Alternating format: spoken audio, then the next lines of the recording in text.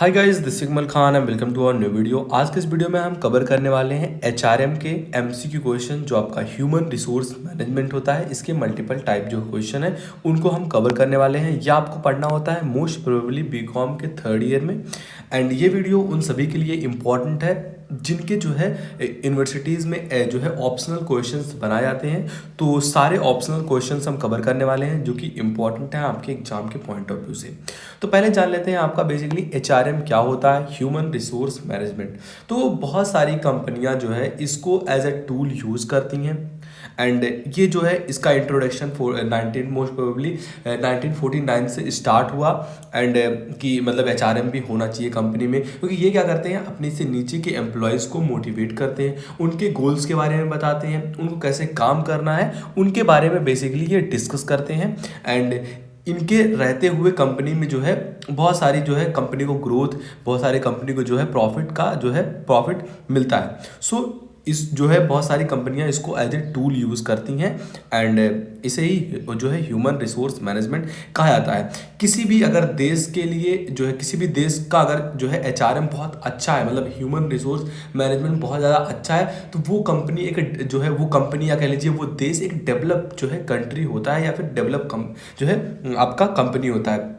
इसका बहुत अच्छा एग्जाम्पल है जापान। जापान में बचपन से ही ह्यूमन रिसोर्स मैनेजमेंट के बारे में बताया जाता है कि मतलब कैसे चीज़ों को मैनेज करना है, कैसे हम जो है थोड़े ही जो है मान लीजिए थोड़े से ही रॉ मटेरियल में कैसे बेहतर आउटपुट निकाल कर दें। तो किसी भी देश किसी भी कंपनी का अगर एचआरएम बढ़िया है तो डेफिनेटली वो देश ग्रो करने वाला है, वो कंपनी ग्रो करने वाली है। इसलिए कंपनियां इसको जो है 1949 में इंट्रोड्यूस करती है कि हाँ कंपनी के अंदर एचआरएम भी होना चाहिए for the growth of the company. खैर, तो क्वेश्चंस की ओर बढ़ते हैं ताकि और आपको क्लियरिफिकेशन मिले कि क्वेश्चन पे हम डिस्कस करते हुए चलेंगे। तो क्वेश्चन 1 कह रहा है आपका ह्यूमन रिसोर्स मैनेजमेंट जो है एम्फेसिस करता है, मतलब ह्यूमन रिसोर्स मैनेजमेंट है वो किस चीज़ पर रिले करता है, तो किस चीज़ पर वो फोकस करता है। ऑप्शंस आपके पास development of people, punishment of people. तो बेसिकली पनिशमेंट ऑफ पीपल तो होने वाला नहीं है, इसलिए हम इसको एलिमिनेट कर देंगे। Adoption of people kind of कह सकते हैं बट उतना करेक्ट नहीं है, सो ऑप्शन आपका सी भी करेक्ट इनकरेक्ट हो जाएगा। नन ऑफ दीज हम नहीं कर सकते। तो करेक्ट आंसर क्या हो जाएगा आपका option A development of people.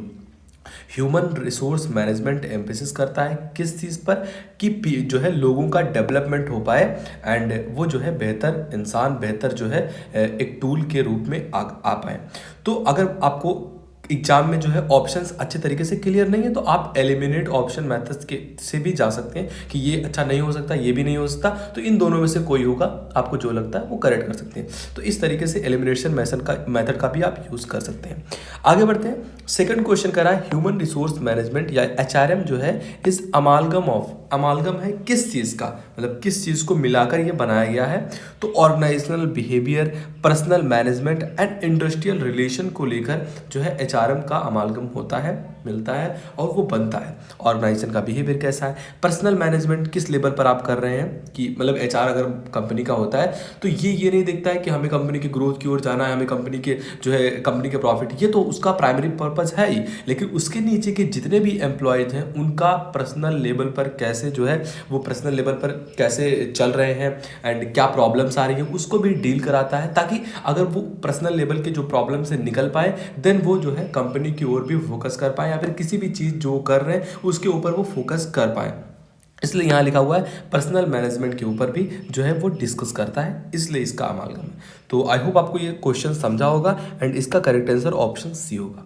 अगला क्वेश्चन है, एक डिफिनेशन दिया गया है आपसे, 4 ऑथर जो है किन्ने ये लिखा हुआ है वो पूछेगा और जो है क्वेश्चन क्या है एंड डेफिनेशन क्या है। कह रहा है planning, organizing and controlling of procurement, development, compensation and जो है integration of human resource to the end of the objective of an individual. किसी भी इंडिविजुअल के लिए planning, organizing, controlling and development, basically ये सारी चीज़ें करने के बाद जो है individual, organization and society are achieved given by, मतलब ऑर्गेनाइजेशन जो होते हैं सोसाइटी ये अचीव करते हैं। ये जो डेफिनेशन है ये किसके द्वारा दिया गया है तो जो है ये आपको बताना है। तो करेक्ट आंसर क्या आ जाएगा इसके लिए ऑप्शन आपका बी, फिलिपो ने ये जो है डेफिनेशन दिया हुआ है, इसलिए करेक्ट आंसर ऑप्शन आपका जो है बी हो जाएगा। आगे बढ़ते हैं। फोर्थ क्वेश्चन कह रहा है ऑपरेटिव फंक्शन ऑफ एचआरएम जो आपका ह्यूमन रिसोर्स मैनेजमेंट होता है, इसका ऑपरेटिव फंक्शन क्या है, मतलब किस तरीके से ये ऑपरेट होता है। तो जो है ऑप्शंस है आपके पास procurement, development, compensation and motivation, बिल्कुल सही है आपका। एंड सेकंड है मेंटेनेंस, बिल्कुल मेंटेनेंस को लेकर भी ये चलता है एचआरएम। जो आपका सी है ये है इंटीग्रेशन एंड जो है इमर्जिंग ट्रेंड्स, इसको भी लेकर ये चलता है। सो ऑप्शन आपका डी करेक्ट हो जाएगा। ये सभी ऑप्शंस आपके सामने जो दिए गए हैं ये करेक्ट है, इसलिए ऑप्शन जो है डी करेक्ट होगा। आगे बढ़ते हैं, अगला क्वेश्चन कह रहा है basic marginal function of HRM. जो बेसिक फंक्शन होता है, मार्जिनल जो है बेसिक फंक्शन होता है जो है एचआरएम का, वो क्या होता है। तो प्लानिंग, ऑर्गेनाइजिंग, यहाँ तक तो सही था। Staffing is not that much correct, so ये आपका एलिमिनेट हो जाएगा। एंड जो है आपका थर्ड क्या है, सेकंड क्या है, प्लानिंग ऑर्गेनाइजिंग तक तो सही था इसका, क्योंकि आपसे बेसिक मार्जिनल फंक्शन पूछ रहा है ना, तो कोऑर्डिनेशन तो बहुत आगे की बात हो गई।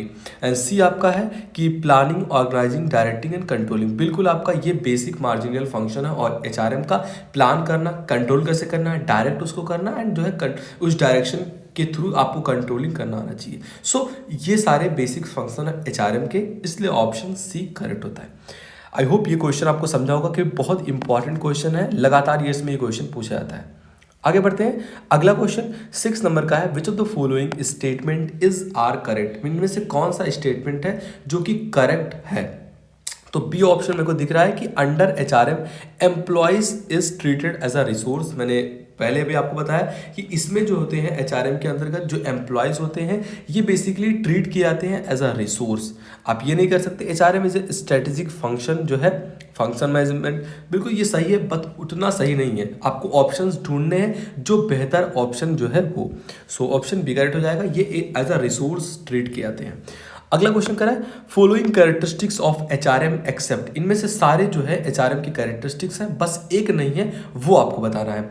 तो जो है आपका है प्रिवेसिव फंक्शन है, प्रिवेसिव फंक्शन है, बिल्कुल सही बात है। इन जो है आपका जो है इंटरडिसिप्लिनरी फंक्शन है, बिल्कुल सही बात है। इंटीग्रेशन मैकेनिज्म है, इंटीग्रेटिंग मैकेनिज्म है, बिल्कुल सही बात है। But job oriented is not that much correct definition for the characteristics of HRM. So correct answer option आपका डी हो जाएगा।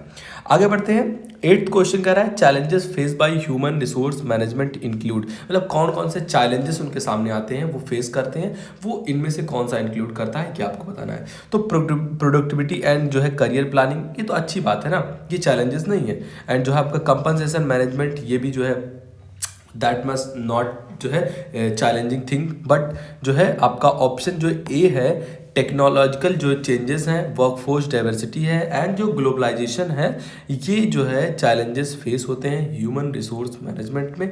सो आपका करेक्ट आंसर क्या हो जाएगा, ऑप्शन ए। आगे बढ़ते हैं, अगला क्वेश्चन 9th नंबर का रहा है the process of familiarising the new employees to the organisation rules, जो होते हैं और to the organisation rules and regulation is known as, वो किस रूप में जाने जाते हैं। अगर आप किसी भी नए एम्प्लॉय को इंट्रोड्यूस करते हैं तो वो आपका इंडक्शन कहलाता है, इसलिए ऑप्शन बी करेक्ट होगा। अगेन बहुत इंपॉर्टेंट क्वेश्चन है। आगे बढ़ते हैं, अगला क्वेश्चन 10th नंबर कह रहा है human resource means management means, मतलब ह्यूमन रिसोर्स मैनेजमेंट का अगर आप डेफिनेशन लिखते हैं तो वो किस तरीके से होगा, ये आपको बताना है। तो 10th का आपका ऑप्शन सी करेक्ट हो जाएगा कि the process of bringing people, लाना लोगों को ऑर्गेनाइजेशन टुगेदर, मतलब उनको एक साथ जोड़ना, सो दैट जो है एक दूसरे के जो गोल है उनको वो अचीव कर पाए। एक इंसान को थोड़ा कम आता है, दूसरे को थोड़ा ज़्यादा आता है, तो वो इंटरचेंज करते हैं अपने नॉलेज का, सो दैट जो है वो एक साथ एक ग्रुप में जो है एक जो है किसी भी गोल की ओर बढ़ पाए। सो यही एचआरएम का मेन पर्पस होता है कि लोगों को साथ लाना, उनको एक साथ करना, ऑर्गेनाइजेशन के जो है क्या नीड है उसको बताना, एंड जिसकी वजह से वो गोल अचीव हो पाए। तो आई होप ये सबसे बेस्ट डेफिनेशन आपको इसमें से लगा होगा, इसलिए करेक्ट आंसर ऑप्शन सी हुआ। आगे बढ़ते हैं, अब आप पढ़ने वाले हैं इसमें ट्रेनिंग एंड डेवलपमेंट। अब ये तो हमने पढ़ लिया कि एचआरएम वगैरह जो है ये लोगों के ग्रोथ के लिए होता है, ये एक दूसरे को जोड़ के ग्रुप में साथ करने जो है ग्रुप में साथ करते जो है कोई भी काम करते हैं। अब हम देखेंगे इनके ट्रेनिंग एंड डेवलपमेंट रिलेटेड कौन से क्वेश्चन बनाए जाते हैं। मोस्ट प्रोबेबली आपका ये सेकेंड यूनिट होगा। तो क्वेश्चन कह रहा है द ट्रेनिंग प्रोसेस इज, जो आपका ट्रेनिंग प्रोसेस होता है ये कैसा प्रोसेस है, short term, medium term, long term. तो ट्रेनिंग प्रोसेस जो आपका होता है जब आप कंपनी में किसी भी जो है कंपनी में जाते हैं इंटर्नशिप वगैरह कर लीजिए, तो वो शॉर्ट टर्म पीरियड होता है, इसलिए ऑप्शन आपका ए करेक्ट हुआ। आगे बढ़ते हैं, अगला जो है क्वेश्चन आपका बहुत ही इंपॉर्टेंट है। अगेन OJT जो है ये स्टैंड करता है, मीन्स इसका आपको जो है फुल फॉर्म पूछा गया है, तो इसका फुल फॉर्म होता है ऑन द जॉब ट्रेनिंग। सो इसलिए आपका ऑप्शन जो है ए करेक्ट हो जाएगा। ऑप्शन आपका ए इसमें करेक्ट हो जाएगा। OJT stands for on the job training. आगे बढ़ते हैं, अगला क्वेश्चन कर रहा है ऑन द जॉब ट्रेनिंग जो है ये इंक्लूड करता है किस चीज़ को? कोचिंग को इंक्लूड करता है, बिल्कुल इंक्लूड करता है। एंड जो है कॉन्फिडेंस को इंक्लूड करता है, बिल्कुल इंक्लूड करता है। एंड अंडर स्टडी को इंक्लूड करता है। सो क्वेश्चन आपका 3 जो है थर्ड का आपका ऑप्शन जो है ये डी करेक्ट हो जाएगा। तो on the job training include in सभी चीज़ों को, सो ऑप्शन आपका डी करेक्ट होगा। आगे बढ़ते हैं, अगला क्वेश्चन करा है इन कौन से डॉट या क्लासरूम, इन क्लासरूम, इन जो है आपका अप्रेंटिसशिप या फिर आपका इंटर्नशिप या फिर आपका जो है वेस्टिबल ट्रेनिंग में आप जो है training centre is a setup and actual job conditions duplicated और सिमुलेटेड इन दिस। मतलब ऐसा कौन सा चीज़ होता है जहां आपको जो काम करना है मान लीजिए कंपनी में, तो वहां आप पहले ये काम करते हैं उसका ही डुप्लीकेट होता है, मतलब ऐसे ही आपको काम करना है। मतलब बेसिकली आप बात कर सकते हैं कि ये जो है वेस्टिबल ट्रेनिंग के बारे में बात कर रहा है, जिसमें आप क्या करते हैं कि जो है कंपनी में जाने से पहले उसके एक्चुअल जॉब वगैरह के बारे में आपको पहले से ही बताया जाता है। तो ये इंटर्नशिप तो नहीं हो सकता क्योंकि इंटर्नशिप जो है बेसिकली कंपनी के अंदर जाने के बाद ही होता है। सो ऑप्शन आपका यहाँ पे डी करेक्ट हो जाएगा। आगे बढ़ते हैं, 5th नंबर क्वेश्चन कह रहा है डॉट मतलब इनमें से कौन सा है? Is a process of imparting जो है इम्पार्टिंग और इंक्रीजिंग नॉलेज और skill of an employee to do a particular job. किस में ये होता है? ट्रेनिंग में होता है, डेवलपमेंट में होता है, मोटिवेशन में होता है या लीडरशिप में होता है? तो आई होप बड़ा ही क्वेश्चन जो है इजी है कि ट्रेनिंग पीरियड एक ऐसा प्रोसेस होता है जो कि इंक्रीज करता है उनके नॉलेज को और स्किल्स को जो उन्होंने सीखा हुआ है अपने कॉलेज वगैरह में, ताकि वो जो है किसी भी एक पर्टिकुलर जॉब को कर पाए। तो training is an important phase of any employee anyone. So option A correct होगा। अगला क्वेश्चन करा है 6 नंबर का, methods of training and development are. इनके कौन से मेथड है ट्रेनिंग एंड डेवलपमेंट की? तो ऑफ द जॉब काम करना बिल्कुल सही बात है, लेकिन on the job and of the job जो है अगर दोनों आप करते हैं देन जो है एक मेथड होगा ट्रेनिंग डेवलपमेंट का, ट्रेनिंग एंड डेवलपमेंट का। तो जब आप जॉब पे हो, जब आप जॉब पे नहीं हो, फिर भी आपके जो है आपका जो है माइंड HRM की ओर बढ़ना चाहिए कि मतलब कैसे ह्यूमन रिसोर्स मैनेजमेंट को बढ़ावा दिया जा सकता है। सो ऑप्शन यहाँ आपका सी करेक्ट होता है। अगला क्वेश्चन 7th नंबर का है डॉट इज एन डिवाइस और सिचुएशन जो है there replicates job demands at a job site. वो कौन सा होता है? ब्रेनस्टॉर्मिंग, सिमुलेशन, आर्टिफिशियल इंटेलिजेंस या फिर जो है ट्रांजेक्शनल एनालिसिस। तो करेक्ट आंसर क्या हो जाएगा? 7th का आपका ऑप्शन जो है B, simulation is a device और सिचुएशन जो है जो रिप्लेस करता है जॉब डिमांड को on the actual job site. So option आपका बी करेक्ट होता है।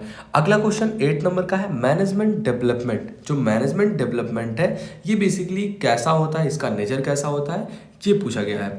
तो जो बेसिकली ये एम करता है at overall development of an manager. जो आपका मैनेजमेंट डेवलपमेंट होता है कि बेसिकली एम करता है कि मैनेजमेंट जो है, मैनेजर जो है ये डेवलप कर पाए एंड चारों ओर से, मतलब जो है किसी भी क्षेत्र में वो डेवलप कर पाए, मतलब हर क्षेत्र में डेवलप कर पाए, बेसिकली यही उसका एम होता है। सो ऑप्शन डी करेक्ट होता है। अगला क्वेश्चन 9 नंबर का है on off the job training method include. Of the job training हमने पढ़ा, ऑन द जॉब पे तो आपने बहुत सारी चीज़ों के बारे में डिस्कस किया, इंटर्नशिप वगैरह कैसे काम करना है वो सारी चीज़ें। तो अब आपसे पूछ रहा है ऑफ द जॉब ट्रेनिंग जो मेथड है ये इंक्लूड करता है किसको? तो करेक्ट आंसर क्या हो जाएगा? आपका 9th का ऑप्शन जो है डी करेक्ट हो जाएगा। जो है वेस्टिबल ट्रेनिंग जो हमने पढ़ा ऊपर उसको इंक्लूड करता है, या फिर आपका सिंडिकेट ट्रेनिंग को भी इंक्लूड करता है एंड जो है सेंसिटिव ट्रेनिंग को भी, सेंसिटिविटी ट्रेनिंग को भी इंक्लूड करता है। सो ऑप्शन डी करेक्ट होगा। एंड आज का लास्ट क्वेश्चन है, कह रहा है simulation technique of the job train जो है मेथड ये इंक्लूड करता है किस चीज़ को? रोल प्लेइंग को, इन बास्केट एक्सरसाइज को, या फिर आपका केस स्टडी को, मैनेजमेंट गेम को? तो बिल्कुल ये सभी को जो है इंक्लूड करता है simulation technique. So option E correct हुआ। तो आई होप ये क्वेश्चंस आपको समझे होंगे। कहीं भी डाउट हो तो let me know in comment box. कोई भी क्वेश्चन समझ में ना आया हो तो आप कमेंट बॉक्स में लिख सकते हैं एंड अपने दोस्तों के पास ज़रूर शेयर करना। एंड इसके बाद भी हम HRM के ये हमने अभी 20 क्वेश्चन आपके कवर किए हुए हैं, लगभग 200 से 300 क्वेश्चंस कवर करने वाले हैं। तो चैनल के साथ जुड़ जाइए, चैनल को सब्सक्राइब करके। मिलते हैं आपसे अगली वीडियो में, तक के लिए बाय बाय।